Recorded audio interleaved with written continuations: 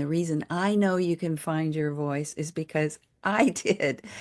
And I found and discovered, I would say, these some of the secrets that I'm going to share today. And I have a roadmap, and I'll be starting with fear today. And for those of you who don't know me, I'm Dr. Doreen Downing. I'm a fearless speaking mentor. I'm an author, and I'm also a podcast host of a public speaking podcast that's been ranked number 3 globally. I've been able, with the work that I do, to travel across Europe and lead seminars, trainings, and on days off, get to go to places like the Eiffel Tower. But it hasn't always been that easy. It hasn't always been that easy for me to be visible and excited to work in front of large groups of people. I'd say that when I was 5 years old is the time when I lost my voice, in terms of maybe some wounding that happened to me right around that time because my mom was depressed, severely depressed, and she was in and out of the hospital. And my grandma took care of us, and she would tell my sister Jenny and me to be quiet or else mom would go back into the hospital. So that way of keeping myself kind of smaller and kind of slinking around and not having uh, any kind of kid-like expression. You could see me, I'm bubbly, but you can't be bubbly and excited because, ooh, mommy might leave. So I had to learn how to keep myself small and quiet. And I think that's some of the basis of why later I became so afraid to speak up in front of groups. Public speaking anxiety is what it's called. Stage fright is another way we refer to it. But in any way in which I was the center of attention, even in small meetings, just introducing myself, my heart would start pounding wildly. And maybe that's something that you guys relate to, the nervousness where you get shaky knees, a quivering voice, or sweaty palms, or maybe sleepless. I've heard people talk about sleepless nights, or maybe you made excuses. Maybe you just didn't show up.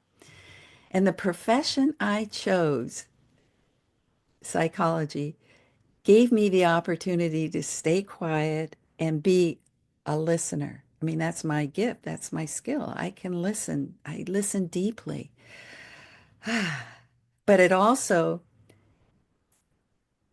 protected me from anybody seeing that inside I was shy, I was introverted, I was more quiet, I was scared to speak up, I was scared to express myself. So, yeah, PhD, who would know, right? But one day somebody did find out. She asked me to present at a conference, and I said, not me. I'm afraid of public speaking." And she thought I was joking. She said, "But doctor," because she knew I was a psychologist, "Doctor, isn't fear your business?" And I would say that moment was kind of shocking to me, is like, maybe she's right. Maybe I am an imposter. What business do I have helping others if I can't help myself? And that was a turning point. And like maybe today for you guys, it's a turning point by saying, I am ready to do something about my anxiety about speaking up. So I took a class. I took my first class on overcoming the fear of public speaking given at the local community college. And I would say that that was the beginning, my first step. I took more classes, I did Toastmasters, I read books, but I'd say that I needed more. There was something else that I felt I needed, and it was this part of me that I had protected. I was still protecting it in Toastmasters by just learning techniques, but inside was the more precious part of me, the more scared part of me. And Michelangelo talks about seeing the angel in the marble. And I would say that that's me. That I went, that's it. I want to go find my angel. So I needed help. I needed, well, maybe a coach, a mentor, and I would say that that's what made all the difference is finding somebody could help me go down inside, get at the root of my wounded voice, and then help me learn how to tap into inner strength. Ooh, way down inside of my gut, my soul, my being was strength to be who I truly am and speak up. So little by little, I replaced that fear and now I'm obviously very happy, excited to be here. And I would say that I feel more fulfilled, not only professionally, because I get to teach, but personally. And that's a whole nother story about how I found the love of my life by letting somebody see me, my more vulnerable self.